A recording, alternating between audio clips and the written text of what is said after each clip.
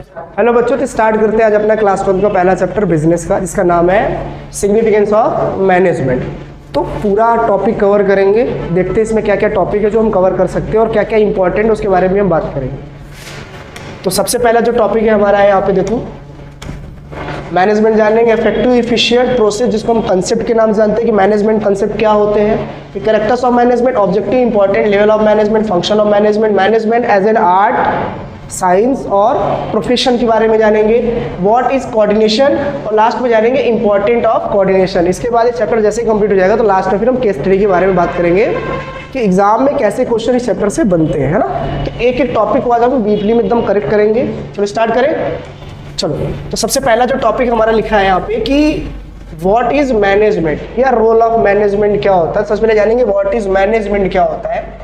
तो एक वर्ड लिखा है, देखो यहाँ पे, मैनेजमेंट। मैनेजमेंट वर्ड से ही तुम्हें चीज समझ में आ रहा होगा, किसी चीज को मैनेज करने की बात कर रहे हैं। अब देखो, मैनेजमेंट का एक सिंपल सा एग्जांपल अगर मैं दूं आपको समझाने के लिए, तो देखो क्या होता है कि मैनेजमेंट का मतलब होता है किसी वर्क को मैनेज करना। तो किसी वर्क को मैनेज करना तो मतलब किस टाइप से मैनेज करना। काम तो किए जा सकते हैं, लेकिन काम कितनी जल्दी करना है, कितना अच्छा करना है। अगर कोई अच्छे से काम कर रहा है और टाइम पे कर रहा है, इसका मतलब वो काम बहुत अच्छे से मैनेज कर रहा है। और मैनेज करने का मतलब ये होता है कि बंदा काम तभी मैनेज कर पाएगा जब उसको उस काम की अच्छी खासी नॉलेज होगी। तो मैनेजमेंट में सबसे मेन वर्ड जो आता है वो होता है मैनेज। और काम, आप उस काम को तभी मैनेज कर पाओगे जब उस काम को आपको प्रॉपर नॉलेज होगी। मतलब मैनेज करने के लिए उस काम का आपको क्या होना चाहिए, नॉलेज होना चाहिए। नॉलेज के साथ साथ आपको उस काम में क्या होना पड़ेगा, एक्सपर्ट भी होना पड़ेगा। और आप अगर एक्सपर्ट हो या अपने काम में स्पेशलाइज्ड होते हो तो उस काम को इजीली मैनेज कर सकते हो। फिर दूसरी बात, मैनेज करना अगर इतना आसान है तो दुनिया का कोई भी आदमी मैनेज कर सकता है। तो मैं बोलूंगा नहीं, मैनेज करना इतना आसान नहीं होता है। मैनेज वही कर सकता है जिसको उस काम की नॉलेज होगी या तो उस काम में एक्सपर्ट होगा, या एक वर्ड और बोला जाता है स्पेशलाइज्ड होगा अपने काम को लेकर, तो उस काम को मैनेज कर पाएगा। इसीलिए सबसे परफेक्ट रोल मॉडल जो माना जाता है मैनेजमेंट करने वाले को, उसको हम लोग बोलते हैं मैनेजर। क्या बोलते हैं उसे हम? तो मैनेजर को ही माना जाता है कि वो काम को अच्छे से मैनेज कर सकता है। क्योंकि मैनेजर का जो काम होता है ना, वो काम करता नहीं है, वो काम करवाता है। इसलिए इसको क्या बोलते हैं हम लोग, getting work done through other. Getting work done through other, इसका मतलब क्या होता है कि मैनेजर को काम निकलवाना आता है, इसलिए वो एक अच्छा मैनेजर है। और मैनेजर का मेन मोटो ये होता है कि काम को मैनेज करना। सारा काम अगर वो खुद से करेगा तो उसके लिए काम को मैनेज करना बड़ा मुश्किल हो जाता है। तो मैनेजर का एक रोल प्ले करना होता है कि भाई ऐसे सारे काम मुझे करवाने हैं, तो मैं किसी ऐसे बंदे से काम करवाऊंगा जो उस काम में एक्सपर्ट होगा। हो सकता है कि मैं उस काम में एक्सपर्ट नहीं हूँ, but I am a good manager. अगर मैं एक अच्छा मैनेजर हूँ तो मुझे 4 एम्प्लॉय से काम निकालना आना चाहिए। और काम मैं तभी निकलवा सकता हूँ जब मुझे मैनेजिंग पावर अच्छी मिली होगी और मुझे उस काम का अच्छा खासा नॉलेज होगा, तो मैं इजीली उस चीज को मैनेज कर पाऊंगा। तो मैनेजमेंट में एक रोल आता है मैनेज, और मैनेज पॉसिबल हो सकता है सिर्फ मैनेजर के थ्रू से ही। और मैनेजर अच्छा होना चाहिए, इसीलिए बोला जाता है, देखो ब्रीफ में इसलिए बता रहा हूं, आगे बहुत काम आएगा। तो मैनेजर के भी अपने कुछ स्किल होते हैं। मैनेजर का मेन काम होता है कोऑर्डिनेटिंग करना। और मैनेजर कैसा होना चाहिए, मोटिवेटर होना चाहिए। भाई ऐसा ना हो कि, क्योंकि देखो उसे काम निकलवाना है, अपने एम्प्लॉय से काम निकलवाना है, इसका मतलब ये है, क्या हो गया,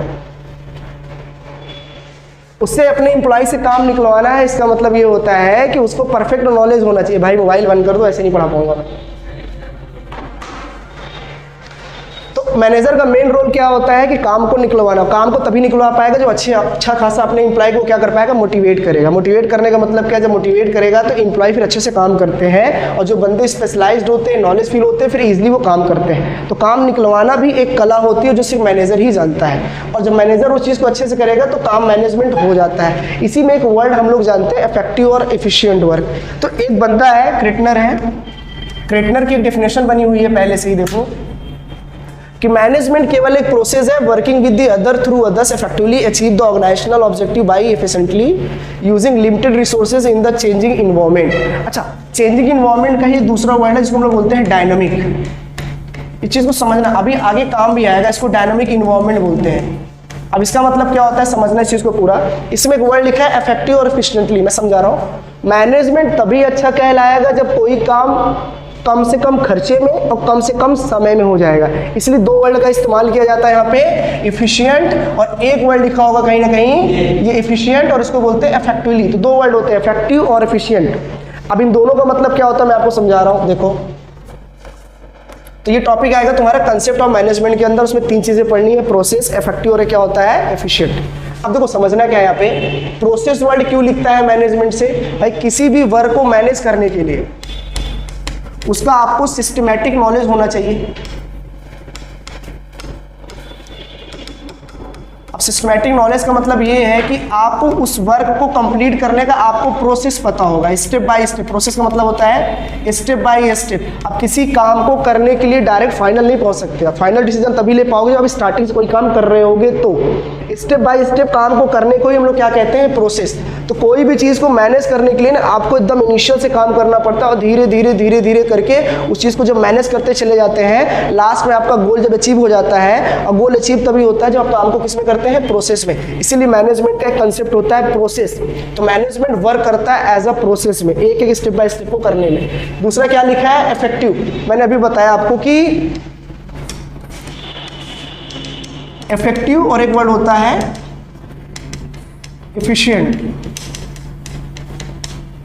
इफेक्टिव का मतलब क्या होता है, थिंक, अगर एक कोई बंदा है ए, उसे कोई टास्क दिया जाता है काम करने के लिए, मान लो 100 यूनिट बोलता हूं कि तुम्हें आज प्रोड्यूस करना है, आज के ही दिन करना है, तुम्हारे पास केवल एक दिन है, केवल एक ही डे है। तो ये बंदा 100 यूनिट नहीं करता है, 90 यूनिट कंप्लीट कर लेता है और एक दिन में करता है। तो आप बोलोगे टाइम तो उन्होंने सही लिया है, बट जो टास्क दिया गया था वो टास्क समय पे कर नहीं पाए हैं। 100 यूनिट बनाना था लेकिन कितना बनाया, 90 यूनिट। टाइम तो सही है बट उनका वर्क एफिशिएंट नहीं है। इसका मतलब वो बंदा ऑन टाइम है, मतलब कह सकते हो कि अगर वो टाइम पे काम को कंप्लीट कर रहा है, या बोल सकते हैं कि ऑन टाइम का मतलब तो समझना, बिजनेस में ऑन टाइम का मतलब ये होता है कि विद इन टाइम भी बोल सकते हो इसको आप, समय से पहले करना या तो समय पे करना, वो बंदा इफेक्टिव कहलाएगा। बट जो यूनिट और जो टास्क उसको दिया गया है, अगर वो चीज़ वो नहीं कर पाता है, इसका मतलब वो बंदा एफिशिएंट नहीं है। एफिशिएंट का मतलब क्या होता है कि जो टारगेट दिया गया वो समय पे अचीव तो हो रहा है, लेकिन वो यूनिट वो प्रोड्यूस नहीं कर पा रहा है। इसका एक दूसरा एग्जाम्पल होता है जो केस स्टडी में प्रॉब्लम देता है समझने के लिए, कि मैंने आपसे ये बोला कि आपको 100 यूनिट बनाना है और एक यूनिट की कॉस्ट 10 रुपये आनी चाहिए।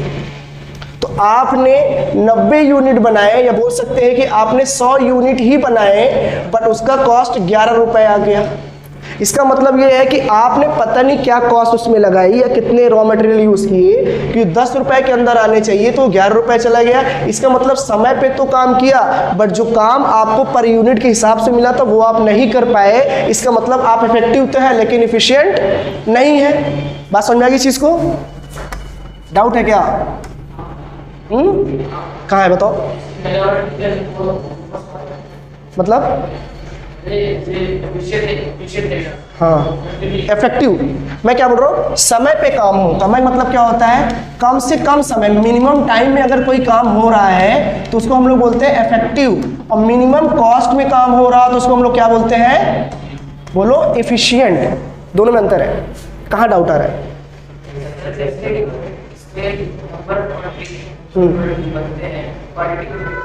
देखो अगर मैं टाइम की बात कर रहा हूँ, समय पे काम करना, समय पे तो आप बहुत अच्छा काम कर रहे हो, इसका मतलब आपके अंदर इफेक्टिव तो है, बट जो टास्क दिया जा रहा है वो हिसाब से मेजरमेंट नहीं आ पा रहा। जैसे मैंने बोला कि 100 यूनिट कोई भी आपको, मान लो 100 यूनिट प्रोड्यूस करनी थी और एक यूनिट का कॉस्ट कितना आना था। चलो सिंपल है यार, तुम्हें 10 डॉल बनानी है पर डे, ऐसा बनाओ, ऐसा रॉ मटेरियल यूज करो कि एक डॉल कीमत 100 रुपए है। तो आपने एक दिन में 10 तो बना दिए, बट जो डॉल की कीमत है वो 100 रुपए ना आके 120 रुपए आ रहा है। तो आप इफेक्टिव तो है, समय पे डॉल तो बना दिए, बट क्या आपने 100 रुपए में काम कर पाए? इसका मतलब आप इफिशिएंट नहीं है। इसका मतलब आपने कॉस्ट ज्यादा लगा दी।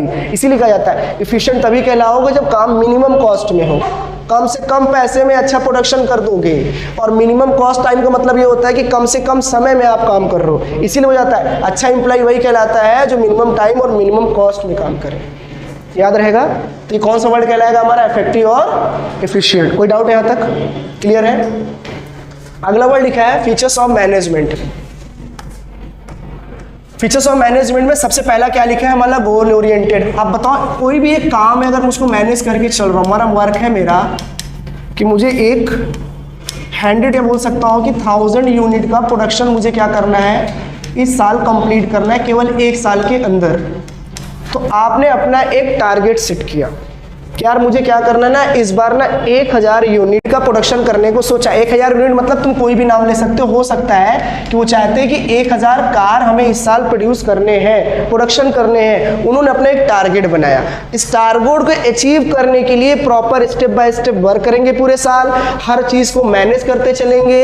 और एक बात बताओ, फर्म के अंदर मैनेज तभी पॉसिबल होगा जब हर काम करने वाला एम्प्लॉय अपने काम में क्या होगा, एक्सपर्ट होगा या तो स्पेशलाइज्ड होगा, तो अपने काम को बहुत अच्छे से करेगा। और जब सारे एम्प्लॉय, सारे मैनेजर, सारे टॉप लेवल के लोग जब काम एक साथ करेंगे और एक ही वे में काम करेंगे और एक ही टारगेट अचीव करने में काम करेंगे, तो आपका गोल क्या हो जाएगा, अचीव हो जाएगा ना।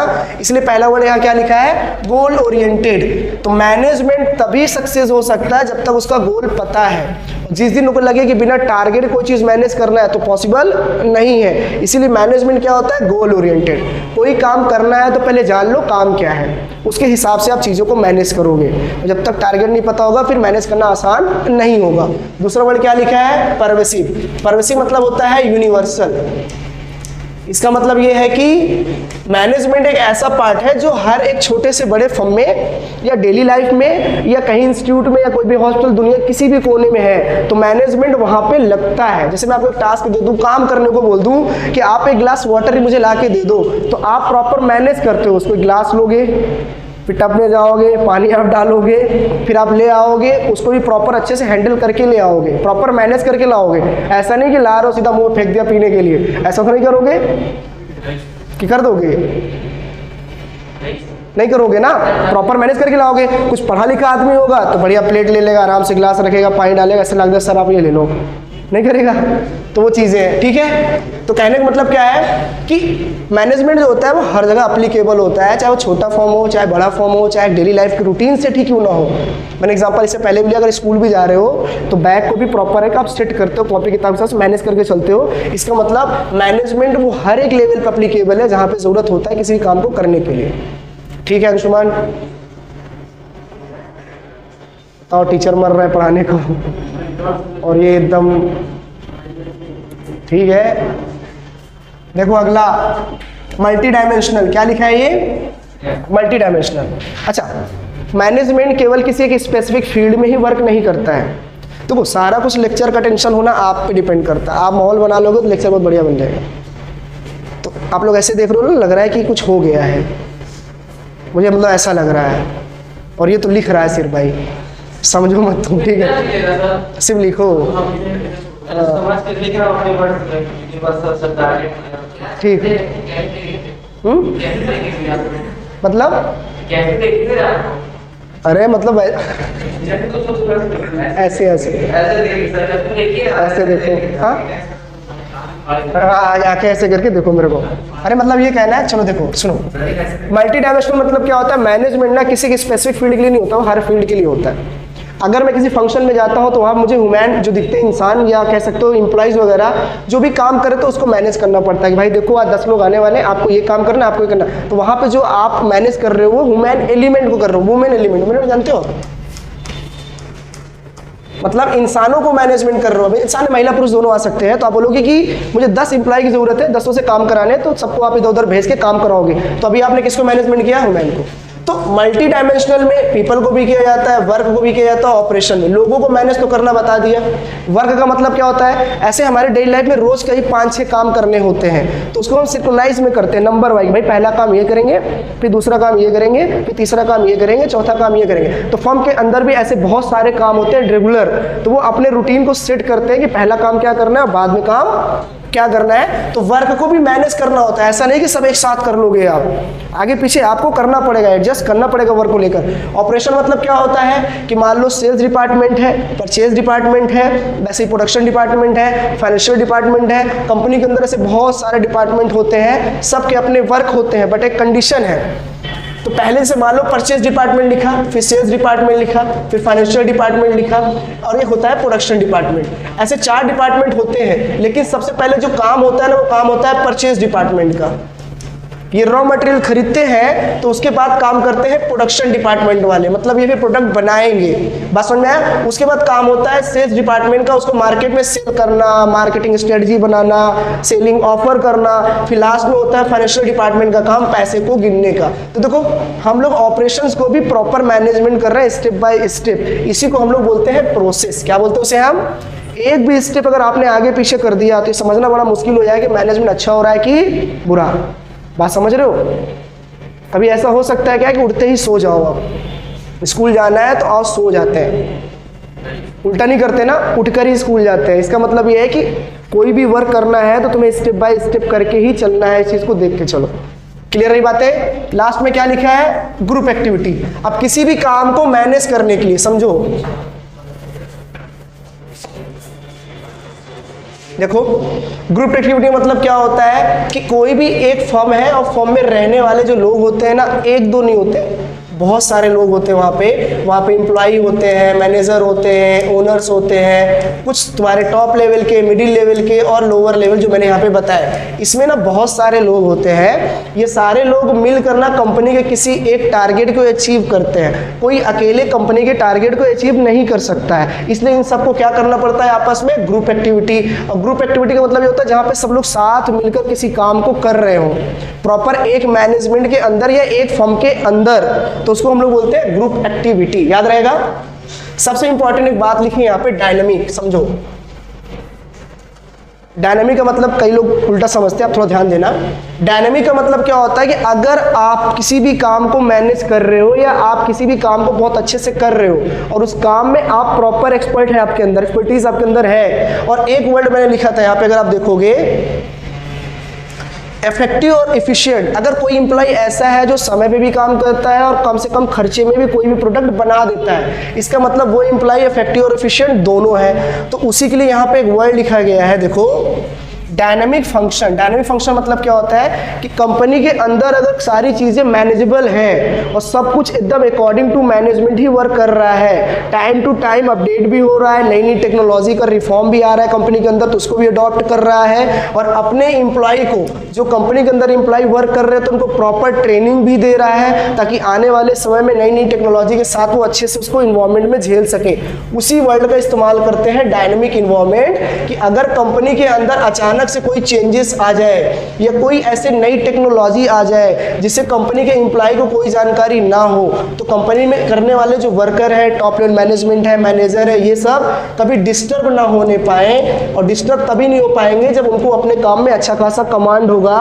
जब कोई नई चीज उनकी कंपनी के अंदर आएगी तो उनके इन्वायरमेंट को चेंज करने की कोशिश करेगी, बट दे आर अवेयर, उनको पता है कि कोई ना कोई चेंजेस नहीं आएगी और हम तैयार है उस चीज को सीखने के लिए, क्योंकि उस अंदर कंपनी के अंदर जितने भी काम हो रहे हैं उन सबको हमको अच्छी खासी प्रॉपर नॉलेज है।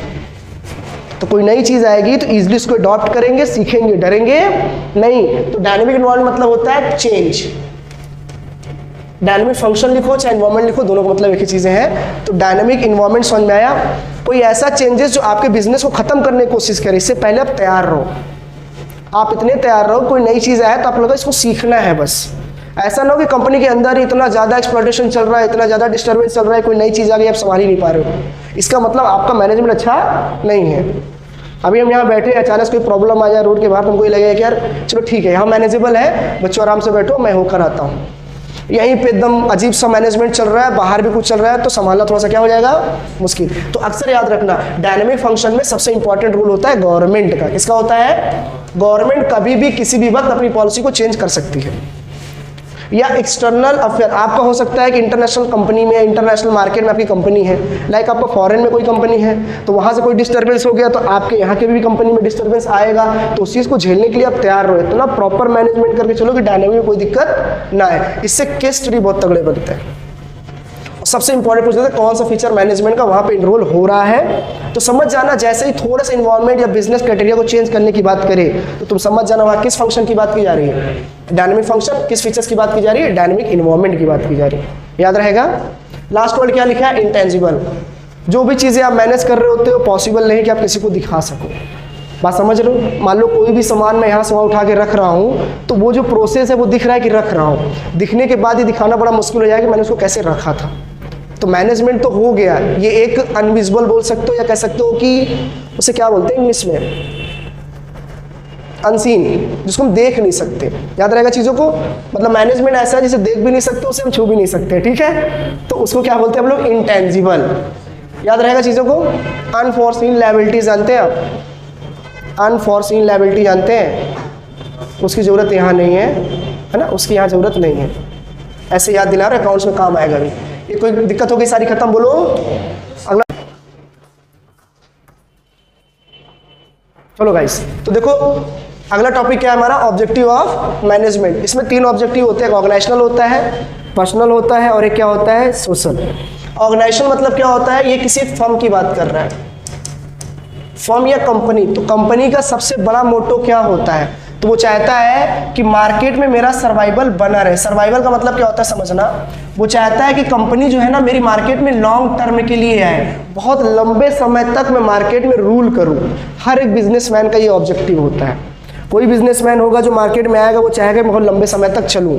अच्छा सुनो, लंबे समय तक चलने का मतलब ये है कि वो क्या जनरेट करना चाह रहा है, कोई भी कंपनी बहुत लंबे समय तक चलेगी तो प्रॉफिट जनरेट करेगी। बहुत अधिक प्रॉफिट जनरेट करने का मतलब ये है कि उसका प्रॉपर क्या हो रहा है, ग्रोथ। तो हर बिजनेसमैन ये 3 चीज जरूर चाहता है कि मेरा अपना एक सर्वाइवल हो, एक प्रॉफिट हो और एक क्या हो, ग्रोथ हो। इस पे ज्यादा बताने की जरूरत नहीं, मुझे लग रहा है समझ में आ गया होगा सर्वाइवल, प्रॉफिट, ग्रोथ क्या होता है, ठीक है। अगला क्या लिखा है यहाँ पे, पर्सनल ग्रोथ। अगर आप किसी कंपनी में काम कर रहे हो तो आप क्या चाहते हो कि आपका ग्रोथ कैसे हो, तो आप चाहोगे कि मुझे इंसेंटिव फेयर मिले। इंसेंटिव मतलब होता है वेजेस और salary according to my work मिले। वर्क मतलब क्या होता है, तो बिजनेसमैन बड़ा कंफ्यूज होता है, भाई मैं टाइम से कैलकुलेट करूं कि यूनिट के हिसाब से कैलकुलेट करूं। तो सबसे अच्छा होता है इंसेंटिव वेजेस देना, मतलब होता है पर यूनिट के हिसाब से देना। भाई टाइम तो 8 घंटे आप भी दे रहे हो, 8 घंटे तो मैं भी दे रहा हूँ, लेकिन आपके रहने से प्रोडक्शन कितना ज़्यादा हो रहा है इस पर डिपेंड करता है। तो आपको टास्क दिया जाएगा कि भाई देखो 4 घंटे सबके पास है, 4 घंटे में जो जितना ज़्यादा यूनिट प्रोड्यूस कर लेगा पर यूनिट के हिसाब से आपको उतना पैसा मिल जाएगा। तो अकॉर्डिंग टू देयर वर्क, जैसा काम करोगे वैसा आपको इंसेंटिव मिलेगा। और इंसेंटिव एकदम इक्वली फेयर होना चाहिए। फेयर मतलब जानते हैं ना, सबके साथ प्रॉपर ईमानदारी के साथ उनको इंसेंटिव आप दीजिए। तो हर एक पर्सनल एम्प्लॉय ये चाहता है उसका ऐसा ग्रोथ हो। दूसरा वर्ड लिखा है प्रमोशन। कोई एम्प्लॉय अगर कंपनी बहुत दिन से काम कर और अच्छा काम कर रहा है तो वो चाहता है कि कंपनी मेरा प्रमोशन होना चाहिए। प्रमोशन होने का मतलब क्या है कि वो अपने स्टेटस को फोकस करना चाह रहा है। स्टेटस जानते हैं, वो चाहता है कि सोसाइटी में मेरा नाम हो, कंपनी के अंदर मेरा एक प्रमोशन होगा तो मुझे एक इंसेंटिव भी बढ़ेगा, प्लस मेरी रैंक बढ़ेगी तो मेरा रेपुटेशन बढ़ जाएगा। तो रेपुटेशन और स्टेटस के लिए भी कुछ लोग एम्प्लॉय में काम, मतलब कंपनी में कुछ एम्प्लॉय काम करते हैं, उसको हम लोग बोलते हैं पर्सनल ऑब्जेक्टिव। एक एम्प्लॉय का खुद का ऑब्जेक्टिव क्या हो सकता है। लास्ट लिखा है पर्सनल ग्रोथ। जाहिर बात हर एक एम्प्लॉय ये चाहता है किसी भी कंपनी में काम करूं तो मेरा ग्रोथ होना चाहिए। भाई अगर ग्रोथ नहीं होगा तो मैं यहाँ पे काम क्यों करूंगा। पिछला कंपनी का 10,000 करोड़, फिर 20,000 करोड़, फिर 30,000 करोड़ का टर्नओवर होता जा रहा है, लेकिन एम्प्लॉय को वही 10,000 रुपये 10 साल पहले मिल रहे थे, आज भी मिल रहे हैं, तो उसका पर्सनल ग्रोथ कहाँ हुआ, तो वहाँ पे ग्रोथ नहीं हुआ।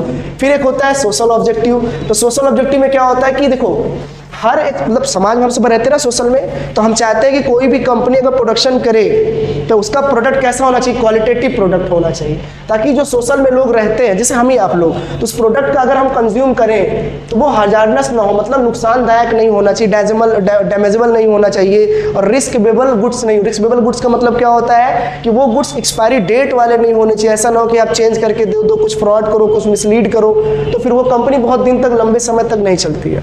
तो कंपनी को भी ईमानदार होना पड़ता है सोशली कुछ काम करने के लिए। दूसरा वर्ड लिखा है एम्प्लॉयमेंट। अगर कोई कंपनी किसी भी सोसाइटी में ओपन होती है तो वहां पे एक एम्प्लॉयमेंट जनरेट होता है। तो सोशल का एक फायदा है कि लोगों को वहां पे क्या मिलती है, नौकरियां मिलती है, एम्प्लॉयमेंट जनरेट होता है। एक लास्ट वर्ड लिखा है एनवायरमेंट फ्रेंडली प्रोडक्शन। जैसे अगर आप देखें नहीं किसी भी प्रोडक्ट में आप देखते हो तो एक ग्रीन कलर का सिंबल डॉट बना रहता है, देखा है कि नहीं।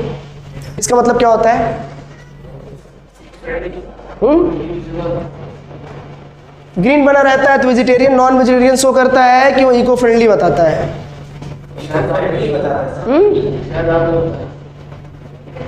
तो आज जाना इस चीज को देखना, किसी भी प्रोडक्ट में कोई प्रोडक्ट इको फ्रेंडली है कि नहीं, मतलब इस गुड्स को या इस प्रोडक्ट को बनाने में जो प्रोडक्शन प्रोसेस किया गया है उससे सोशल का कोई भी नुकसान नहीं है। हम ऐसे प्रोडक्ट को बनाते हैं अपने यहाँ। है ना। कोई ऐसा प्रोडक्ट नहीं बना रहा जिससे हम लोग इन्वायरमेंट को नुकसान पहुंचा रहे हैं, इसलिए हमको ऐसे प्रोडक्ट को इको फ्रेंडली बोला जाएगा। कोई ऐसा प्रोडक्ट है जो इको फ्रेंडली हो?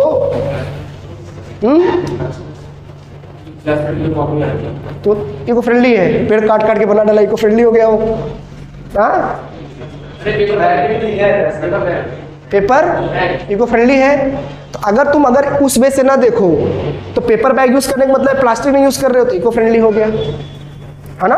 तो वैसे प्रोडक्ट हम लोग क्या बोलते हैं? Eco friendly. इससे सोशल का डेवलपमेंट होता है, आसपास जो पोल्यूशन क्रिएट होने होंगे वो नहीं हो पाएंगे। तो हम लोगों ने भी क्या पढ़ा? ऑब्जेक्टिव ऑफ मैनेजमेंट 3 होते हैं। क्या होते हैं? ऑर्गेनाइजेशनल, पर्सनल और क्या होता है? सोशल। अगला क्या लिखा हुआ है? आसान तरीके से समझो कि अगर सब कुछ कंपनी में अच्छा चल रहा है, कोई प्रॉब्लम है ही नहीं, सब कुछ according to top level management के हिसाब से चल रहा है, जैसे उन्होंने पॉलिसी बनाई, जैसे फ्रेमवर्क किया, जैसे टारगेट बोला, वैसे ही मिडिल लेवल का मैनेजर भी काम करा रहा है, वैसे ही सुपीरियर लेवल के जो नीचे के लोग हैं, मतलब सुपरवाइजरी लेवल के लोग जो हैं, वो भी अपने काम को टाइम पे कर रहे हैं, प्रॉपर डिसिप्लिन में कर रहे हैं और हर एक स्टेप को फॉलो करते हुए मैनेजमेंट का एक एक काम किया जा रहा है। तो आप बताओ, जब इतना सब कुछ हो रहा है तो क्या मेरा गोल अचीव नहीं होगा? तो क्या अगर मैं ऐसे कर रहा हूं इसका मतलब ये है कि मैं अपने एम्प्लॉय को प्रॉपर ट्रेनिंग दे रहा हूं ना? बोलो, क्या मैं अपने एम्प्लॉय को अपडेट नहीं रख रहा हूं? जो नई नई टेक्नोलॉजी आ रही है, क्या मैं उनको वो चीज़ सिखा नहीं रहा हूं? नई नई मशीनरी वर्क करना सिखा रहा हूं, उनको प्रॉपर अपडेट रख रहा हूं। इसका मतलब मैं उनकी इफिशिएंसी को क्या कर रहा हूं? जब सब कुछ प्रॉपर मैनेजमेंट के हिसाब से चल रहा है तो उनकी इफिशिएंसी बढ़ेगी। इफिशिएंसी बढ़ने का एक कारण होता है उनकी स्किल बढ़ाइए। आप क्या करिए? स्किल बढ़ाने का मतलब क्या है कि जिस एम्प्लॉय में जो चीज़ लैक ऑफ नॉलेज आपको दिख रही, कमी दिख रही है, उसको आप उनके स्किल के थ्रू उनको पूरा कर दो, तो एम्प्लॉय को ऑटोमेटिक एफिशिएंसी बढ़ जाएगी। जैसे किसी बच्चे को मान लो पढ़ना नहीं आता है तो उसको उस चीज़ पे फोकस कराओ, बार बार कराओगे तो एक दिन उसकी स्किल उस पर क्या हो जाएगी? बढ़ जाएगी। तो उसको पढ़ने का और लिखने का फिर उसकी एफिशिएंसी बढ़ जाएगी। तो वही चीज़ एम्प्लॉय के साथ करना पड़ता है। फिर एक बार यहाँ क्या लिखा है? Create dynamic environment. ये वही वाली बात है कि अगर कोई कंपनी के अंदर का एम्प्लॉय अगर वेल डिफाइंड है, वेल डिफाइंड का मतलब क्या होता है? उसे जो टास्क दिया गया टाइम पे करता है, उसे उस वर्क का सिस्टमैटिक नॉलेज पता है, उसको स्टेप बाय स्टेप एक प्रोसेस पता है काम करने का, इसका मतलब वो बंदा अपने आप में क्या एक्सपर्ट है। तो कल कंपनी के अंदर कोई भी डायनामिक चेंजेस आएगा तो इजीली उसको कन्वर्ट कर लेगा अपने काम के अकॉर्डिंग। तो वो कंपनी का जो है फर्म का एक मैनेजमेंट भी बढ़िया हेल्दी इन्वायरमेंट क्रिएट करेगा। तो कहेंगे एक डायनामिक इन्वायरमेंट क्रिएट होता है एक नया टास्क आने के बाद। अच्छा एक बात हो, समय के साथ साथ कंपनी को नया टारगेट नहीं बनाना पड़ता? बनाना पड़ता है। इस साल मुझे 10,000 करोड़ का टर्नओवर पार करना है, इसका मतलब ये है उसको पार करने के लिए प्लानिंग बनाऊंगा। प्लानिंग बनाऊंगा इसका मतलब ये लगेगा यार मशीनरी मेरे पास नहीं है, इसका मतलब ये है उसके अकॉर्डिंग मशीनरी ले आऊँगा। जब मशीन ले आऊँगा पता चलेगा अगर एम्प्लॉय को काम करना नहीं आता तो प्रॉपर ट्रेनिंग दिलाई जाएगी। इसको क्या बोलते हैं? Dynamic environment. चेंजेस आते जाएंगे, सीखते जाएंगे, मैनेजमेंट को पूरा करते चले जाएंगे। अगर आपको सक्सेस होना है तो, वरना आप वही करते रहो जो पुराना कर रहे हो, एक समय बाद मार्केट से क्या हो जाओगे? आउट हो जाओगे। अचीविंग पर्सनल ऑब्जेक्टिव मतलब क्या होता है? जब सब कुछ कंपनी का बेनिफिट हो रहा है तो फिर साथ में आपका भी पर्सनल ग्रोथ होगा। जैसे अभी हम लोगों ने पढ़ा था कि पर्सनल ग्रोथ कैसे होता है किसी कंपनी के अंदर का एम्प्लॉय का, तो ऐसे होता है। सेम वहां पे भी यही चीज लिखा हुआ है। लास्ट में लिखा है development of society. Her company अगर अपने हिसाब से काम कर रही है और सब कुछ मैनेजमेंट हो रहा है, इसका मतलब उसको प्रॉपर प्रॉफिट हो रहा है, उसका खुद का अपना ग्रोथ और डेवलपमेंट हो रहा है, तो जाहिर सी बात है सोसाइटी के लिए वो अच्छा काम कुछ करेगा। तो उसको बोलते हैं सोशल वेलफेयर में काम करना। सोशल वेलफेयर करते हैं, लाइक कुछ कंपनियां क्या करती हैं? चैरिटी करेंगी, डोनेशन करेंगी। वैसे भी इंडिया में कंपलसरी है कि हर बिजनेसमैन अपने कुछ इनकम का कुछ परसेंटेज उसको चैरिटी में देना पड़ेगा, ये कंपलसरी है। बस समझ में आई? क्या पढ़ा हम लोगों ने अभी? Important of management. कोई दिक्कत यहाँ तक? क्या चीज? अपने भारत में हर कोई दान तो करता ही है ना। अपने भारत की सबसे अच्छी मेंटालिटी क्या है पता है? दान करना अपना कर्तव्य समझता है। वो चाहता है कि मैं दान कर रहा हूँ, ये मेरा कर्तव्य है। क्या है? फॉरेन में और अदर कंट्रीज में ऐसा कुछ नहीं होता है। अपने इंडिया में आप बोल रहे हो किसी घर जाके बोल दो मुझे भूख लगी, मुझे खाना खिला दो ना, वो भगाएगा नहीं, वो आपको खाना खिलाना अपना कर्तव्य समझ लेगा। बात समझ रहे हो? आप किसी घर में जाओ, बोलो मुझे भूख लगी 2 रोटी दे दो, वो आपको मना नहीं करेगा, वो आपको दे देगा। देने के बाद मालूम क्या बड़ा हैप्पी फील करेगा, मैंने किसी को दिया कुछ, तो अपना एक कर्तव्य मान के चलता है। समझ रहे हो? इंडिया में ये तो खास बात है। और लोग कहते हैं भूखे मर रहे, पता नहीं क्यों। बात समझ में आया? अगला देखिए, लेवल ऑफ मैनेजमेंट क्या होता है।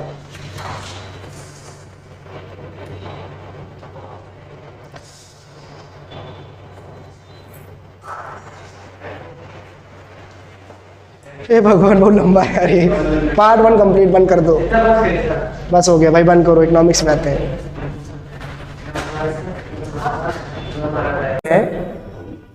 वो है लेवल ऑफ मैनेजमेंट। अब लेवल ऑफ मैनेजमेंट मतलब क्या होता है पहले आप समझिएगा कि एक कंपनी होती है, एक फर्म होता है, उसके अपने 3 लेवल होते हैं, तो उसको हमने 3 लेवल में बांट दिया। इस वाले को हम लोग बोलते हैं टॉप लेवल मैनेजमेंट, इसको हम लोग बोलते हैं मिडिल लेवल मैनेजमेंट, और इस वाले को हम लोग बोलते हैं लोअर लेवल।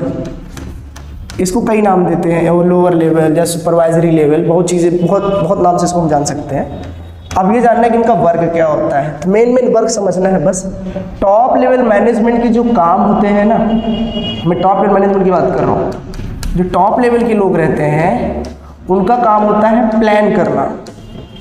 प्लान करने का मतलब यह कि कंपनी कितनी टारगेट अचीव करेगी, क्या करना है क्या नहीं करना, वो उनका काम होता है। गोल और ऑब्जेक्टिव भी सेट करना इन्हीं का काम होता है। कंपनी के लिए कोई पॉलिसी चेंज करनी है या बनानी है तो वो इन्हीं का काम होता है। आप बात समझ रहे हो ना, टॉप लेवल मैनेजमेंट का मेन काम क्या होता है, वो चीज़ें होनी चाहिए। उसके बाद मान लो कोई एम्प्लॉय रिक्रूटमेंट की बात की जाए, एम्प्लॉयज़ और बढ़ाने हैं, घटाने हैं या नहीं है, डिसीजन ऐसे लेने हैं, तो भी टॉप लेवल मैनेजमेंट के पास आएगा।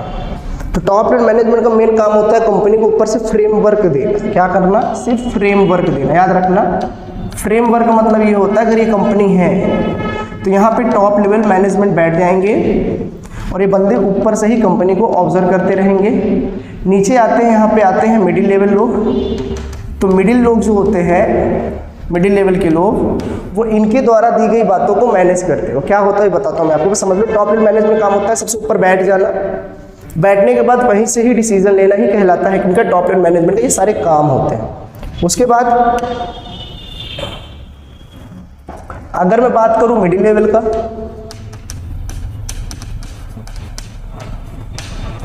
मिडिल लेवल मैनेजमेंट का, तो इसका सबसे पहला काम होता है कोऑर्डिनेटिंग का। ये कोऑर्डिनेट करते हैं, किसको कोऑर्डिनेट करते हैं? ये टॉप लेवल मैनेजमेंट में जो लोग बैठे हैं और यहाँ जो नीचे सुपरवाइजरी लोअर लेवल में है, उनके बीच में आता है मिडिल लेवल। तो इनका काम क्या होता है कि भाई टॉप लेवल मैनेजमेंट जो इनको आइडिया, फ्रेमवर्क, टारगेट, ऑब्जेक्टिव बताते हैं, ये बंदे क्या करते हैं ना, मैनेजर लोग अपने सुपरवाइजरी लेवल पर जाके सबसे उस टारगेट को अचीव करने में मदद कराते हैं। भाई ये टारगेट अचीव करना है, ऊपर के मालिकों ने बात बोली है, टॉप लेवल मैनेजमेंट लोगों ने बोला है कि ये काम हो जाना चाहिए, इतने समय के अंदर हो जाना चाहिए। अब वो लोग तो आएंगे नहीं यहाँ पे काम करवाने, तो मिडिल लेवल लोग क्या होते हैं, लाइक मैनेजर जो होते हैं, जिनका काम होता है काम को मैनेज करना। तो मैनेजर वगैरह आ जाते हैं, जैसे प्रोडक्शन मैनेजर अपना, सेल्स मैनेजर अपना, फाइनेंशियल मैनेजर अपना, परचेज डिपार्टमेंट का अपना एक अलग मैनेजर। तो मैनेजर जो होते हैं अपने डिपार्टमेंट को मैनेज करते हैं, काम करवाते हैं, वही काम करवाते हैं जो टॉप लेवल मैनेजमेंट के लोग कहते हैं। इसलिए इनको बोला जाता है कोऑर्डिनेटिंग। क्या बोलते हैं? कोऑर्डिनेटिंग। और इनका काम भी होता है अपने एम्प्लॉय को मोटिवेट करना। मोटिवेट क्यों? भैया इन्होंने जो कहा है, अब डायरेक्ट ये कह के टारगेट करके ही नहीं भाई करना है चलो करते रहो, नहीं, ये प्रॉपर अपने हिसाब से मोल्ड करेंगे। रीज़न क्यों? क्योंकि इनका अपना एक पर्सनल टच होता है अपने एम्प्लॉय के साथ। भैया समझो चीज़ों को, मिडिल लेवल का जो होता है इनसे और इनसे दोनों से टच होता है, बट ये बंदा डायरेक्ट इनसे बात नहीं करता है।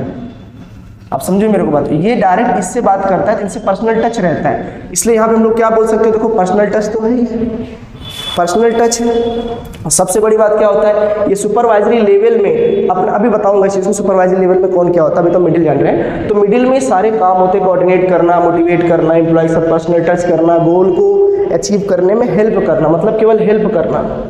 आप ये नहीं कह सकते हो कि टारगेट और गोल ये फिक्स करते, नहीं। मिडिल लेवल का काम होता है टारगेट को अचीव करने में हेल्प करना, बस। और किसकी मदद से? तो आप बोलोगे लोअर लेवल का, सुपरवाइजरी लेवल की मदद से उस टारगेट को अचीव कराना जो जो टॉप लेवल मैनेजमेंट ने कहा होगा। ठीक, फिर एक आता है लास्ट में हमारा, क्या है देखो, लास्ट होता है हमारा लोअर लेवल। लोअर लेवल क्या होता है? लोअर लेवल का क्या होता है कि वर्क ऑन टाइम, अपना सारा काम क्या करना है, इनको टाइम पर करना है। और अपने काम के प्रति आंसरेबल रहना है। आंसरेबल का मतलब होता है जवाब देना पड़ेगा। जवाब तो एक्चुअली इनको भी देना पड़ेगा, लेकिन एक बात बताऊं, टॉप लेवल मैनेजमेंट को किसी को जवाब देने की जरूरत नहीं। भाई मालिक है, लॉस वो पूरा सहेगा, प्रॉफिट वो पूरा देखेगा, उससे क्या मतलब है। ओनर तो अपना अलग, उसको किसी को आंसर देने की जरूरत नहीं। हाँ, आपस में पार्टनर है 5-6 तो एक दूसरे को जवाब देना पड़ सकता है, बट हाँ ओनर किसी को जवाब देने की जरूरत नहीं पड़ती है। बट हाँ मिडिल लेवल है तो उसको जवाब देना पड़ता है टॉप लेवल मैनेजमेंट को। सुपरवाइजरी लेवल का है, लोअर लेवल का, तो मिडिल लेवल को देगा जवाब, जरूरत पड़ेगी तो टॉप लेवल को भी अपनी जवाब देना पड़ेगा। ठीक है, तो आंसरेबल होते हैं। तीसरा, ये डिपेंड होते हैं, किस पे डिपेंड होते हैं, तो अपने सुपीरियर पे।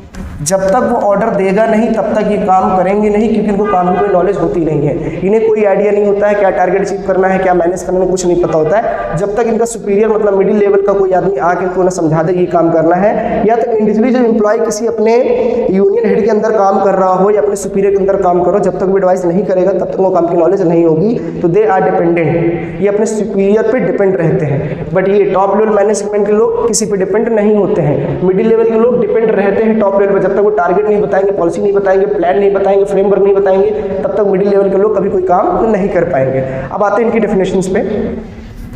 सबसे पहला लिखा है कि टॉप लेवल मैनेजमेंट में कौन कौन आते हैं, हमें ये जानना है। Who comes, CEO, MD, managing director, general manager, vice president, president, ये सारे जो अथॉरिटेबल पोस्ट होते हैं ना, ये सब कहाँ पे आते हैं, तो आप बोलोगे ये सब आते हैं टॉप लेवल मैनेजमेंट में। इनका सबसे बड़ा काम क्या होता है, तो आप बोलोगे रिसोर्सेज कलेक्ट करना।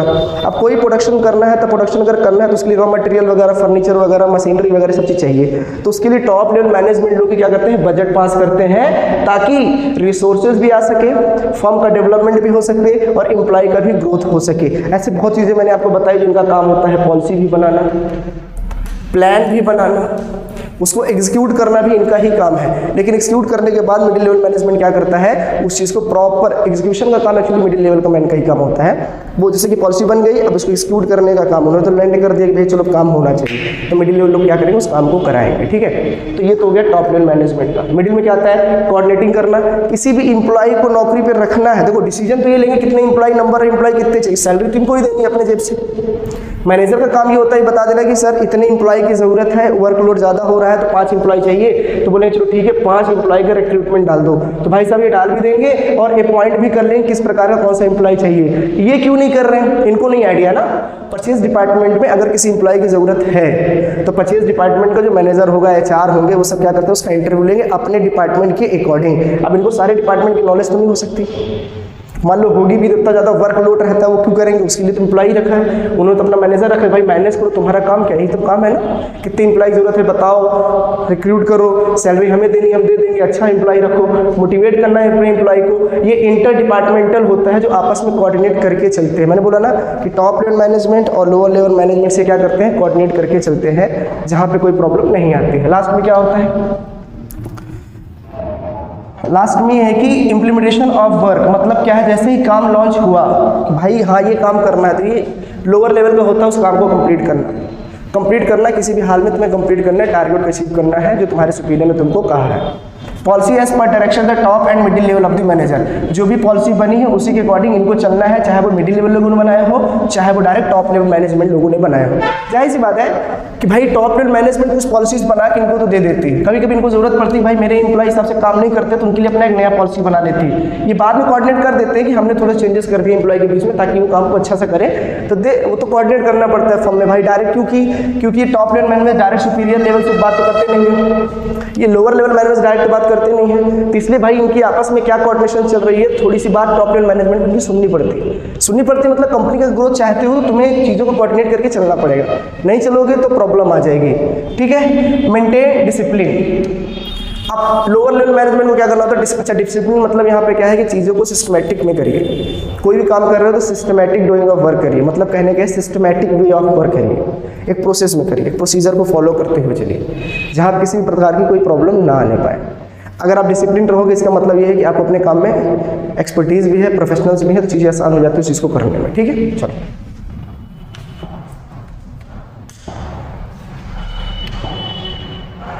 फंक्शन ऑफ मैनेजमेंट क्या होता है, तो फंक्शन ऑफ मैनेजमेंट एक्चुअली में प्लानिंग होता है, स्टाफिंग होता है, डायरेक्टिंग होता है। ऐसे 5 होते हैं हमारे पास, प्लानिंग होते हैं,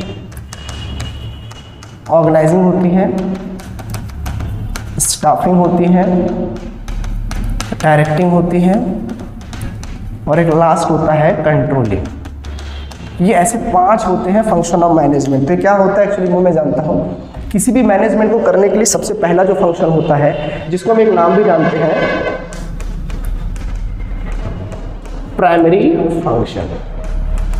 सबसे पहला जो फंक्शन होता है प्लानिंग होता है। किसी भी चीज़ को मैनेज करना है ना, उसके पहले आपको सोचना पड़ता है क्या मैनेज करना है, या मुझे कहाँ जाना है, उसके लिए आपको थिंकिंग करनी पड़ती है। जब तक आप सोचोगे नहीं तब तक आप जब तक सोचोगे नहीं तो करना क्या है तब करोगे क्या, इसका मतलब सोचना एक तरीके की प्लानिंग है। तो सबसे प्राइमरी फंक्शन जो होता है वो आपका प्लानिंग होता है। इसके बाद डिटेल में चैप्टर में पढ़ेंगे। अभी केवल ये जान लो कि ये प्लानिंग होता क्या है। तो प्लानिंग क्या होता है, मान लो आप यहाँ खड़े हो और आपको 3 किलोमीटर दूर जाना है, तो उसके लिए प्लानिंग करना है, कैसे जाना है, क्यों जाना है, किस तरीके से जाना है, क्या काम करना है जाने के बाद वहाँ पे।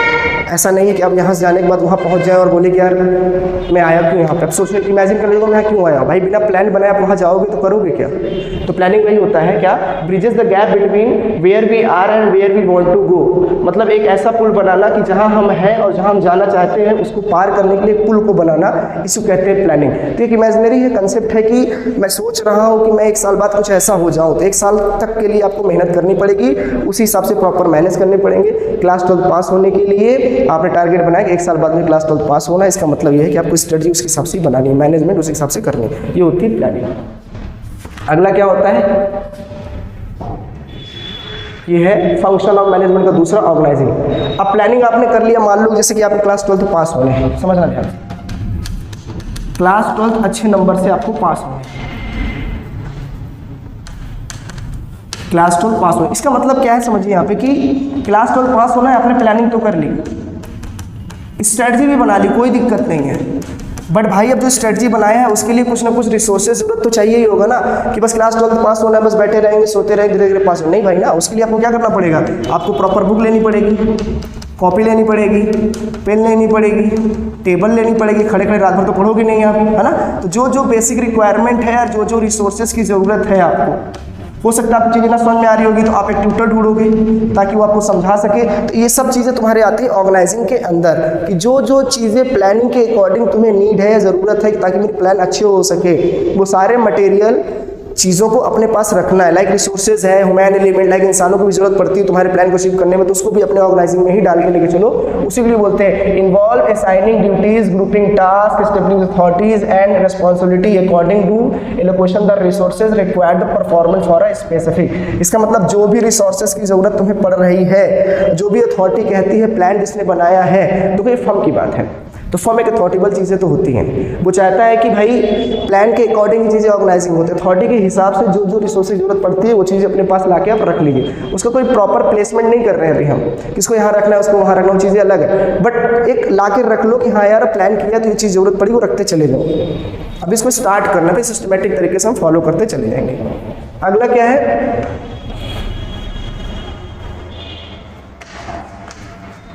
तो आपने सीखा प्लानिंग, फिर आपने सीखा ऑर्गेनाइजिंग,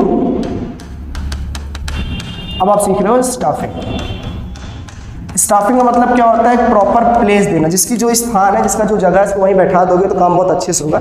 वैसे लिखा है finding and placing the right person at the right job. कहने का मतलब क्या है कि भैया मान लो तुम्हें परचेज डिपार्टमेंट के लिए 1 एम्प्लॉय की जरूरत थी, तो आपने ये बोला कि भैया 1 एम्प्लॉय चाहिए, तो प्रॉपर हमने प्लानिंग किया, भाई 1 चाहिए तो हमने रिक्रूटमेंट निकाला, फिर लगा यार उसकी ज़रूरत है तो 1 एम्प्लॉय किया, इंटरव्यू लिया, प्रॉपर उसको हम सेलेक्ट कर लिए। लेकिन हाँ, अब जिसको परचेज डिपार्टमेंट के लिए लिया गया है ना, तो उसको उसी डिपार्टमेंट में डालना है। उसी डिपार्टमेंट में डालने का मतलब क्या है, जिस पोस्ट के लिए उसको हायर किया गया है वही पोस्ट उसको देना है, ताकि ये इफेक्टिव और इफिशिएंट वर्क कर सके। अब इफेक्टिव मतलब जानते हो ना, कम से कम समय में, एफिशिएंट मतलब होता है कम से कम कॉस्ट में काम कर सको, तभी कर पाएगा जब ये बंदा ओवरऑल अपने काम में क्या होगा, एक्सपर्ट होगा।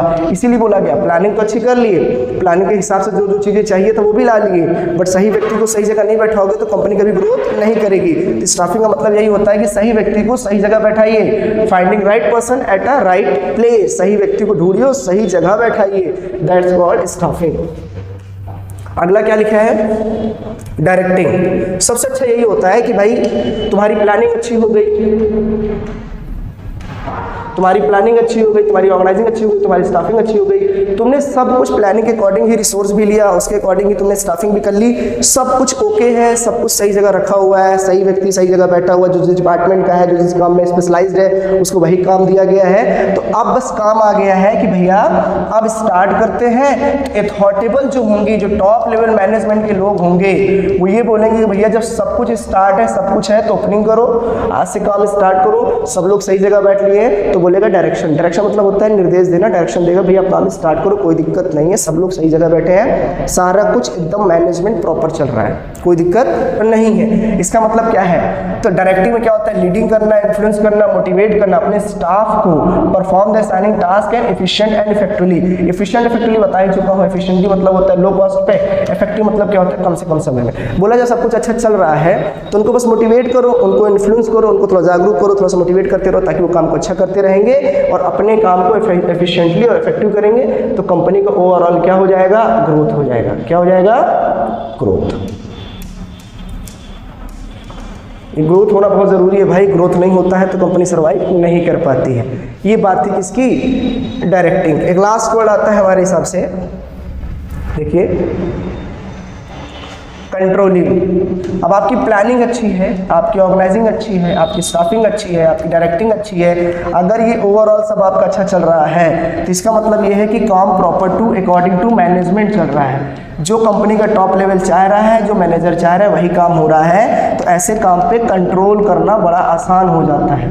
अब कंट्रोल क्यों करा रहा हूँ? कंट्रोल करोगे ताकि आपको पता चले कि कोई थ्रेट तो नहीं हो रहा है, कोई मिसलीडिंग तो नहीं हो रही है, या कोई कंपनी के अंदर फ्रॉड तो नहीं कर रहा है, या किसी प्रकार के कोई मैनेजमेंट में कोई डिस्टर्बेंस तो नहीं हो रहा है। अगर कुछ ऐसा हो रहा है तो अगर सब कुछ सही चल रहा है तो उस थ्रेट को पकड़ना तुम्हारे लिए आसान हो जाएगा। कंट्रोलिंग का मतलब ये होता है कि मैनेजमेंट का सब कुछ ऐसे चल रहा है तो कहीं कोई लूप होल आ जाता है तो उस चीज़ को पकड़ना और समझाना और समझना बड़ा आसान हो जाता है। कंपनी का फिर ग्रोथ नहीं रुकता है, वरना ऐसे थ्रेड धीरे धीरे करके कंपनी को पूरी तरीके से क्या कर देते हैं? खत्म कर देते हैं। ठीक है, तो हम लोगों ने क्या पढ़ा? फंक्शन ऑफ मैनेजमेंट पूरी तरीके से पढ़ लिया। तो सबसे पहला टॉपिक है management as an art, management as an science. अभी आर्ट और साइंस का क्या मतलब होता है मैं आपको समझाता हूँ। दो वर्ड यहाँ लिखे हुए हैं, एक लिखे हैं art, management as an art, management as an science. अच्छा, तो साइंस जो होता है वो हमेशा डीप एक्सपेरिमेंट के बाद आता है। एक्सपेरिमेंट जानते हो ना कि कोई भी चीज़ लगातार बहुत बार आप कर रहे होगे, जब वो यूनिवर्सल ट्रूथ हो जाएगा, दुनिया जब इसको एक्सेप्ट कर लेगी और जब भी उस साइंस को आप फॉलो करोगे तो कभी आप गलत नहीं होगे। क्यों? क्योंकि वो डीप एक्सपेरिमेंट और डीप ऑब्जर्वेशन के बाद बनता है। और उसके जो फिर टॉपिक आते हैं ना, या जो भी कंटेंट आप फाइंड करते हो या जो भी एक्सपेरिमेंट आप प्रूव करते हो, वो हमेशा क्या हो जाता है? Universal validity. मतलब कह सकते हो कि दुनिया जब तक रहेगी तब तक वो साइंस के वो प्रिंसिपल्स फॉलो होते रहेंगे। आप कहीं भी करोगे हमेशा पास होगे, फेल होने कोई चांसेस नहीं है। इसको बोलते हैं साइंस, जो हमेशा आपको सक्सेस की ओर ही लेके जाता है। तो बिजनेस में भी कुछ ऐसे ही पॉइंट होते हैं मैनेजमेंट के कि जिसको आप लगा लिया, इसका मतलब ये है कि आपके लिए सुटेबल हो गया, प्रॉफिटेबल हो गया, उस पर ज़्यादा विचार विमर्श करने की जरूरत नहीं पड़ती है, क्योंकि एक्सपर्ट लोग उस पर एक्सपेरिमेंट कर चुके हैं कि यार ये पॉइंट इस प्रॉब्लम के लिए फिक्स है। तो तुम्हें कोई और प्रिंसिपल और कोई थॉट यूज़ करने की जरूरत नहीं है, वहाँ पे कोई भी प्लान और यूज़ करने की जरूरत नहीं है, यही वाला अच्छा रहेगा। लेकिन जब बात आर्ट की आती है तो आर्ट जो होता है वो आपका खुद का एक्सपीरियंस होता है। मतलब आप ऐसे काम को मैनेज कर रहे हो जो सिर्फ आप जानते हो, आपके अलावा उसको कोई जानता ही नहीं है। कोई ऐसा टेक्निक या कोई ऐसा मेथड जो अपने गोल को अचीव करने के लिए जो आपका खुद की क्रिएटिविटी से बनी हो। लाइक मैं ये चाहता हूँ कि यार ये गोल को अचीव करना है और इस गोल के अचीव करने का तरीका सिर्फ मेरा अपना अलग है, उसको साइंस से मतलब नहीं है, यूनिवर्सल से मतलब नहीं है। मैंने अपने से आइडेंटिफाई किया, मेरा अपना दिमाग है, मैंने खुद से प्रॉब्लम को सॉल्व आउट किया है और अपने कंपनी को ग्रोथ की ओर लेके गए। इसका मतलब वो मेरा आर्ट है, मेरा खुद का अपना एक मैनेजमेंट है। मैंने अपने एक्सपीरियंस से, क्रिएटिविटी से मैंने उसको क्या किया है? अचीव किया है। आज मैं उसको लगा लेता हूँ तो वो सक्सेस हो जाता है, लेकिन वो सिर्फ आपके लिए होगा, वो यूनिवर्सल अप्लीकेबल या यूनिवर्सल वैलिडिटी नहीं हो सकता है। इसीलिए यहाँ पे एक वर्ड का इस्तेमाल किया जाता है कि देखो सिस्टमैटिक बॉडी ऑफ नॉलेज यहाँ भी होता है और सिस्टमैटिक बॉडी ऑफ नॉलेज यहाँ भी होता है, क्योंकि भैया देखो साइंस तो होता है systematic body of knowledge. Art में ये वर्ड क्यों लिखा गया कि भाई आप किसी प्रॉब्लम को तभी सॉल्व कर सकते हैं जब आपको उस काम का नॉलेज होगा, इसीलिए कहा गया systematic body of knowledge.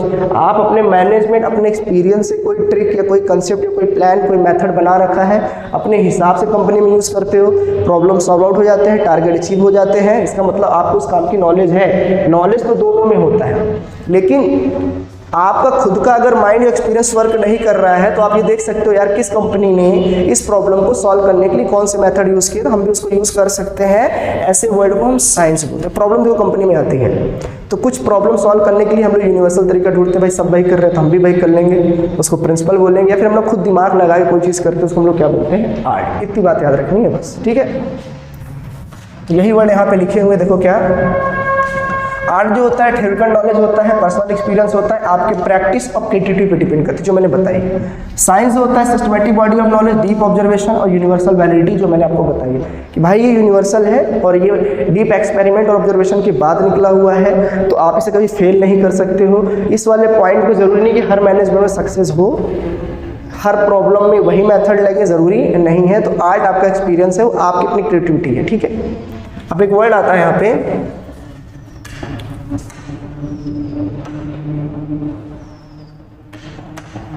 Passion, professional और प्रोफेशनल। बहुत सिंपल लैंग्वेज समझा देता हूँ मैं आपको। पैशन वो जिसको करने में मन लगे, पैसा मिले और चाहे ना मिले, बट आपको करने में मन लग रहा हो, आपका अपना खुद का इंटरेस्ट है। मगर पैशन वही चीज़ होता है जिसमें आपका इंटरेस्ट हो। लाइक पढ़ने में आपका इंटरेस्ट नहीं, आपका खेलने में इंटरेस्ट है, तो आपको कोई खाना दे, पानी दे, पैसा दे, कोई फर्क नहीं पड़ता, मिले और चाहे ना मिले। अगर आपको खेलने में इंटरेस्ट है तो आप खेलोगे, उसके बदले में इंसेंटिव मिले और चाहे ना मिले, पैसा मिले और चाहे ना मिले, बट आप खेलोगे या वो काम करोगे जिसमें आपका इंटरेस्ट है, उसको हम लोग बोलते हैं पैशन। प्रोफेशन क्या होता है, पता चला कि एक उम्र तक आपको खेलना बहुत पसंद था या पढ़ना बहुत पसंद था, कोई एक काम ऐसा जो आपको बहुत पसंद था, तो आपने क्या किया, उस पर आपका इंटरेस्ट था, तो आपने बिना इनकम के वो काम करते रहे। एक समय के बाद आपको ये लगा नहीं यार मुझे पैसे की ज़रूरत है, तो जो पैशन था अब आप उसको धीरे धीरे कई सालों से कर रहे थे, है ना, तो अब आप चाहते हो कि यार उस वर्क से मुझे पैसा मिले। जब आप इनकम जनरेट करने लग जाओ तो फिर वो पैशन नहीं हुआ, आपका प्रोफेशन हो गया। प्रोफेशन कुछ भी हो सकता है, लाइक आप पढ़ रहे थे, पढ़ने में अच्छे थे, आगे चल के आप पढ़ाने लग जाओगे, तो उससे आप जो जनरेट करोगे इनकम, उसको हम लोग बोलते हैं क्या, उसको हम लोग बोलते हैं प्रोफेशन। प्रोफेशन वही होता है जहाँ से आप इनकम को जनरेट करो। अब कई सालों तक लगातार आप काम करते रहोगे, इसका मतलब ये नहीं कि आप प्रोफेशनल हो जाओगे। प्रोफेशनल होने के लिए कोई कम्युनिटी, लाइक जैसे आप सीए तब कहलाओगे जब कोई एक एसोसिएशन आपको बोलेगी कि आप क्या हो, एक आज से सीए हो गए हो, या कोई आप ऐसा एग्ज़ाम क्रैक कर लो जिसमें आपको सर्टिफिकेट मिल जाए, तो फिर ये भी कहा जा सकता है कि भैया आप प्रोफेशनल हो। लाइक आप पीएचडी ही कर रहे हो, तो जब तक आपके पास कोई डिग्री नहीं होगी, आपके पास कोई एसोसिएशन या कम्युनिटी आपको ऑथोराइज नहीं करेगी कि भैया आज से आप एक प्रोफेशनल हो, तब तक अपने आप को प्रोफेशनल नहीं कह सकते, तब तक केवल आपका वो प्रोफेशन ही कहलाता रहेगा। लेकिन जब कोई एसोसिएशन या कम्युनिटी, कोई संस्था आपको ये बोले कि भैया आप प्रोफेशनल हो, कोई ऐसे डिग्री दे दे या कोई मान्यता दे दे, तो इसका मतलब आप प्रोफेशनल हो। तो प्रोफेशनल मतलब क्या होता है, जो अपने फील्ड में एक्सपर्ट होते हैं, जो एक्सपर्ट होते हैं, जो जिनको एक proper systematic body of knowledge रहती है। वही बात बोला था जो हमने पहले, सिस्टमैटिक बॉडी ऑफ नॉलेज का मतलब क्या होता है, उनको अपने फील्ड की बहुत बढ़िया पकड़ होती है। लाइक मैं आपको पढ़ा रहा हूँ बिजनेस, और बिजनेस मेरी बहुत बढ़िया कमांड हो, और मुझे कोई एसोसिएशन बोले कि भैया आप एक्सपर्ट इन बिजनेस हो, आप पीएचडी करके बैठे हो, आप एक्सपर्ट हो अपने बिजनेस टॉपिक्स में या बिजनेस डिपार्टमेंट में, इसका मतलब मैं प्रोफेशनल हूँ। और जब तक मुझे कोई एसोसिएशन ये कह ना दे कि आप, एसोसिएशन मतलब जानते हो क्या होता है, लाइक कोई एग्ज़ाम आप क्रैक करते हो, फिर वो एक संगठन होता है, फिर बोलता है कि भैया आज से आप एग्ज़ाम क्वालिफाई कर चुके हो। लाइक जेईई नीट का एग्ज़ाम ही देते हो आप, या सीएस का एग्ज़ाम देते हो आप, तो एग्ज़ाम देते वक्त आप थोड़ा कोई प्रोफेशनल रहते हो। एग्ज़ाम क्वालिफाई करने के बाद, सीए करने के बाद जब आप क्वालिफाई कर लेते हो, आपके पास सर्टिफिकेट आ जाता है, आप फिर बोलते हो ना कि now I am a CA, I am a professional, हो जाते हो ना। तो किसी ने तो कहा होगा ना वो सर्टिफिकेट देने के बाद, तो प्रूव हो गया कि आप प्रोफेशनल हो, बाकी नहीं है, इसका मतलब आपका वो प्रोफेशन या तो फिर वो आपका पैशन है। इतनी छोटी सी बात थी, ठीक है। तो घबराने वाली बात नहीं डूड, समझते रहो, पढ़ते रहो, है ना, आएगा क्योंकि ऑप्शन होते नहीं है कुछ। तुम चाह ही लोगे कि मुझे आना है तो फिर तुम्हें आना ही है बेटा, कोई दुनिया में रोक नहीं सकता उस चीज़ को। है ना। और तुम चाह ही लोगे कि नहीं आना है तो दुनिया में कोई भी होगा तो वो पढ़ा भी नहीं पाएगा। तो सब कुछ चाहने पे निर्भर करता है। तुम चाहोगी तो आएगा, तुम नहीं चाहोगे तो वो नहीं आएगा। What is coordination? इसको एसेंस ऑफ मैनेजमेंट क्यों कहा जाता है? जैसे मैंने बताया था फंक्शन ऑफ मैनेजमेंट में, फंक्शन ऑफ मैनेजमेंट में हमने ये बताई थी कि भैया ऐसे इसमें प्लानिंग, ऑर्गेनाइजिंग, स्टाफिंग, डायरेक्टिंग और कंट्रोलिंग, ऐसे 5 चीज़ें होती हैं। तो ये सब चीज़ें अच्छे से चले इसके लिए हमको इसमें क्या करना पड़ेगा? कोऑर्डिनेट।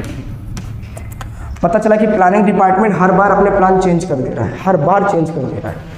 तो ऑर्गेनाइजिंग डिपार्टमेंट बोलेगा भैया यार तुम बार बार चेंज करोगे तो उसके हिसाब से रिसोर्सेज भी तो मुझको लाने पड़ते हैं, अब तुम चेंज करोगे फिर मुझे लाना पड़ेगा दूसरा। स्टाफिंग बोलेगा ये देखो यार अभी तो सब कुछ बैठा था, काम चल रहा था, बोल रहे इस बंदे को उठा के वहाँ रखो, ये डिपार्टमेंट का है नहीं, इस डिपार्टमेंट को उधर ले जाओ, ये उधर करो, ये प्लेस इधर उधर फिक्स नहीं कर पा रहे हो यार तुम।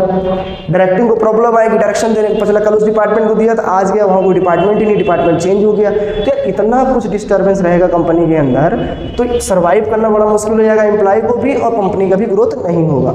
तो कोऑर्डिनेट का मतलब क्या होता है? ये ईच डिपार्टमेंट है कि एक डिपार्टमेंट जो है अगर ये आपस में कोऑर्डिनेट करके चलते हैं तो कंपनी के मैनेजमेंट को या एम्प्लॉय को कभी कोई प्रॉब्लम नहीं होगी और कंपनी का हमेशा क्या होगा? ग्रोथ होगा। और कंपनी का ग्रोथ होगा इसका मतलब ये है कि वहाँ पे काम कर रहे एम्प्लॉय का अपना पर्सनल क्या होगा? ग्रोथ हो जाएगा। इतनी बात याद रखनी है आपको, ठीक है। अब देखो कोऑर्डिनेशन बहुत इंपॉर्टेंट है, इसका एसेंस बोला गया क्यों?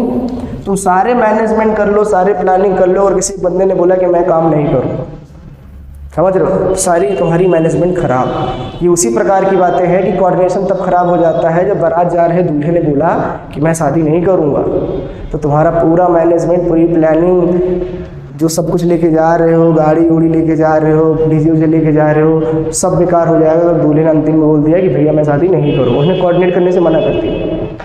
अब बताओ क्या करोगे? तो वही चीज़ है, किसी एक ने भी कोऑर्डिनेट करने से मना कर दिया तो तुम्हारा पूरा का पूरा मैनेजमेंट फ्लॉप हो जाएगा। इसीलिए कहा जाता है एसेंस ऑफ मैनेजमेंट। कोऑर्डिनेशन बहुत इंपॉर्टेंट है, सब कुछ अच्छा रहे, अगर लास्ट में किसी एक ने भी मना कर दिया तो आपका मैनेजमेंट फ्लॉप। इसीलिए इसको बोलते हैं एसेंस ऑफ मैनेजमेंट। ये मैनेजमेंट का निचोड़ होता है, सबसे इंपॉर्टेंट बात यही है। सब धरा रह जाएगा अगर वहाँ पे कोऑर्डिनेशन नहीं हुआ तो। बाइंडिंग टुगेदर, सबको एक साथ मिलाकर कंपनी के गोल को अचीव कराना ही क्या कहलाता है? कोऑर्डिनेशन। कैरेक्टर्स क्या होते हैं इसके? पहला इंटीग्रेट्स, तो कोऑर्डिनेशन इंटीग्रेट ग्रुप एफर्ट, ठीक है भाई। अब अकेले कोऑर्डिनेट कैसे करोगे? उसके लिए तो 4-5 लोग होने चाहिए, 6 लोग होने चाहिए, 10 लोग होने चाहिए, 12 लोग होने चाहिए। आपस में कोऑर्डिनेट करेंगे तो काम अच्छा होगा। कोई भी फंक्शन या कोई फंक्शन ही अगर अरेंज करना है तो उसमें 10-12 लोगों की जरूरत पड़ती है, तो सब कोऑर्डिनेट करते हैं, भाई तुम ये कर लेना, तुम्हें वो काम करना है, तुम वहाँ जाकर रस्सी ले आना, तुम वो वाला बैंड कर देना, सब कुछ करते हैं लेकिन एक दूसरे को कोऑर्डिनेट करते हुए। ऐसा नहीं कि सब लोग एक ही के पीछे भाग रहे हैं, सब अलग अलग काम कर रहे होते हैं। तो ग्रुप एफर्ट तो लगते हैं यहाँ पे। यूनिटी ऑफ एक्शन, सबका टारगेट एक ही होना चाहिए। ऐसा ना हो कि 12 लोग हैं काम करने वाले और सबके सब अपने अलग अलग काम करें। नहीं नहीं नहीं, यूनिटी ऑफ एक्शन मतलब सबका एक ही तरीके होना चाहिए, सबका किसी एक गोल को, एक ही टारगेट अचीव करने का मकसद होना चाहिए बस। कंटिन्यूअस प्रोसेस, अगर आज किसी फॉर्म में तुमने कोऑर्डिनेट किया है, आज तुम सोच रहे हो कि ऐसे कोई एक फॉर्म है और यहाँ पे मैं आज कोऑर्डिनेट कर लेता हूँ बस, या आज मैं केवल कोऑर्डिनेट कर लेता हूँ, तो आप बोलोगे अगर आज कर लियो तो कल नहीं करोगे क्या? भैया रोज करना है, फॉर्म में रोज आना है तो रोज कोऑर्डिनेट करना है, दुनिया में रहना है तो रोज कोऑर्डिनेट करना पड़ेगा। नहीं करोगे तो तुम सर्वाइव नहीं कर पाओगे। तो कोऑर्डिनेट करना बहुत ज़रूरी है। कंपनी के अंदर वो टारगेट को अचीव करने के लिए आपको रेगुलर कोऑर्डिनेट करना है। और ये पर्वसी फंक्शन मतलब होता है चाहे टॉप लेवल हो, चाहे मिडिल लेवल हो, चाहे लोअर लेवल हो, और चाहे सुपरवाइजरी लेवल हो। अब ये सब लेवल में भी तुम्हारा कोऑर्डिनेशन होना ज़रूरी है। पता चला टॉप लेवल मैनेजमेंट जब प्लानिंग बना रहे तो लोग आपस में कोऑर्डिनेट कर रहे हैं, नहीं भाई ये वाला नहीं होना चाहिए प्लानिंग, ये लगाओ, ये पॉलिसी अच्छी नहीं है, ये लगाओ, वो आपस में कोऑर्डिनेट नहीं करेंगे तब भी फ्लॉप हो जाएगा। मिडिल लेवल में परचेज डिपार्टमेंट का मैनेजर, सेल्स डिपार्टमेंट का मैनेजर, फाइनेंशियल डिपार्टमेंट का मैनेजर, प्लानिंग डिपार्टमेंट का मैनेजर, अगर ये सब आपस में कोऑर्डिनेट नहीं करेंगे तो भैया लो, तुम्हारा कोई प्रोडक्शन नहीं होगा, कोई सेल नहीं होगा, कोई परचेज नहीं होगा, कोई काम ही अच्छे से नहीं होगा, कंपनी का ग्रोथ नहीं होगा। और एम्प्लॉय अगर आपस में ही कोऑर्डिनेट ना करें, टारगेट अचीव करने से मना कर दे, भैया नहीं हो पाएगा, हम नहीं कर पाएंगे, या आज दिन एम्प्लॉय बोले मैं बीमार हूँ, मैं नहीं आऊँगा, ये कर लो, वो कर लो, धरना ही रख रहा है, प्रोटेस्ट ही कर रहा है, तो बताओ टारगेट अचीव नहीं होंगे तो उस समय भी प्रॉब्लम आती है। इसलिए सब फंक्शन में ये ज़रूरी होता है। और कोऑर्डिनेशन क्या होता है? Responsibility of all manager. Top level management supervisory level management के बीच में पड़ता है मिडिल लेवल। मैंने बताया इसका काम होता है मेन कोऑर्डिनेट करना, उनकी बातों को सुनना, अपनी बातों को यहाँ रखना, फिर उनकी बातों को सुनना, उनकी बातों को वहाँ पे रखना, इस हिसाब से कोऑर्डिनेट करके चलना। मेन काम होता है मैनेजर का। मैनेजर जितना अच्छा कोऑर्डिनेशन कर पाएगा कंपनी के लिए उतना अच्छा और उतना फायदा हो जाएगा। ठीक है, तो अभी हम लोगों ने जो सीखा है वो है character of coordinations. Last topic क्या है हमारा? Important of coordinations. इसका मतलब क्या होता है? ठीक है भाई, अगर कोई भी चीज़ तुम कोऑर्डिनेट करके चलो, अरे घर में ही चार लोग मिलजुल कर अच्छे से चलोगे तो आपके घर का ग्रोथ नहीं होगा। उसी प्रकार कंपनी का भी है, अगर आप मिलजुल कर चल रहे हो, प्रॉपर मैनेजमेंट हो रहा है तो आपकी कंपनी का ग्रोथ होगा। और सब बंदे अपने काम में एक्सपर्ट होगे ना, सबसे बड़ी बात, अपने काम में एक्सपर्ट होगे, स्पेशलाइज्ड होगे, तभी तुम कोऑर्डिनेट कर पाओगे। बचला तुम्हें काम की नॉलेज है नहीं और तुम काम कर पाते नहीं हो अच्छा सा, फिर तुम कोऑर्डिनेट कैसे करोगे? अगला बंदा धड़ काम करके तुमको देता जाएगा, भाई अब तुम्हारा चांस है, तुम करो, तुम बैठे हो। वो बंदा बोले यार ये तुम कर नहीं पा रहे हो, हम इधर लगातार करते जा रहे हैं। तो तुमको अगर अपने काम की नॉलेज नहीं है तभी तुम कोऑर्डिनेट नहीं कर पाओगे। फंक्शनल डिपार्टमेंटलाइजेशन मतलब क्या होता है? ये दो डिपार्टमेंट होते हैं, एक फंक्शनल होता है, मतलब फंक्शनल होता है, डिपार्टमेंटलाइजेशन होता है। जैसे कि समझना, ये है जो सिर्फ क्या करता है, मान लो शूज का फॉर्म है, और ये जो है वो मल्टी स्टोर है, ये मल्टी स्टोर है। इसमें तुम्हें शूज भी देखने को मिल जाएगा, क्लॉथ भी देखने को मिल जाएगा। ठीक है ना, क्लॉथ में कई वैरायटी है, किड्स के दिख जाएंगे, मेंस के दिख जाएंगे, वुमेन के दिख जाएंगे। और ये बंदा शूज का सिर्फ मेंस का काम करता है। इसको बोलते हैं फंक्शनल डिपार्टमेंट, जिसमें सिर्फ एक ही काम हो रहा है। इसको क्या बोलते हैं? Multiple department. मतलब ऐसा डिपार्टमेंट ढेर सारे काम मिल जाते हैं। यार इसमें जो बंदे तुमको मिलेंगे एक ही डिपार्टमेंट मिलेंगे तो दे आर प्रोफेशनल, या कह सकते हो कि वो स्पेशलाइज्ड हो, वो बंदे अपने काम में स्पेशलाइज्ड होंगे। अब यहाँ पर चला शू डिपार्टमेंट का अलग बंदा रखो, क्लॉथ का अलग रखो, फिर किड मेन वुमेन सबका अपना अलग अलग रखो, तो ये है मल्टी डिपार्टमेंटल। तो यहाँ पे तुम्हें थोड़ी सी प्रॉब्लम आ सकती है, इसीलिए बोला गया कि फंक्शनल डिपार्टमेंट में कोऑर्डिनेट करना आसान होता है, क्योंकि सबको उस काम की नॉलेज होती है और सब उसी काम से रिलेटेड रहते हैं। अब यहाँ पे थोड़ा सा कोऑर्डिनेट करने को कहा जाएगा शूज़ वाले क्लॉथ से, तो बोलेगा मैं नहीं कर पाऊंगा क्योंकि मुझे क्लॉथ का आइडिया नहीं है। तो ये एक ही डिपार्टमेंट में रहने के बावजूद भी आपस में कोऑर्डिनेट नहीं कर पा रहे। एक ही डिपार्टमेंट में एक ही काम हो रहा है तो कोऑर्डिनेट करना हमारे लिए क्या हो जाता है? आसान हो जाता है। तो गाइज आई होप आपको समझ में आ गया होगा। हमारा अगला टॉपिक है केस स्टडी, और इस पर हम केस स्टडी अच्छे से बात करेंगे और आपको समझ में आ जाएगा। तो आज हमने क्या किया, हमने सारा टॉपिक क्या कर लिया, आपके लिए कवर कर दिया। ये what is coordination, important of coordination, management as an art, science और प्रोफेशन, ये सारा टॉपिक हम लोगों ने यहाँ से क्या किया, कंप्लीट कर लिया। तो आई होप आपको पूरी बातें समझ में आ गई होंगी।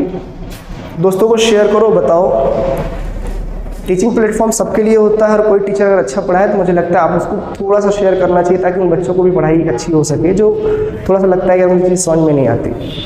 मैं थोड़ा डिटेल में फोकस करता हूँ ताकि चीज़ें आपको समझ में आ जाए। मैं बहुत जल्दीबाजी में नहीं रहता हूँ, ठीक, कि आया कंटेंट बनाया और मैं चला गया, नहीं। कोशिश करता हूँ कि एक एक चीज़ को अच्छे से आपको मैं समझाऊँ, एक एक टॉपिक, एक कंटेंट पे ध्यान से बात करें, है ना। चलो, मुस्कुराते रहे, हंसते रहिए, अपने परिवार का ध्यान रखें।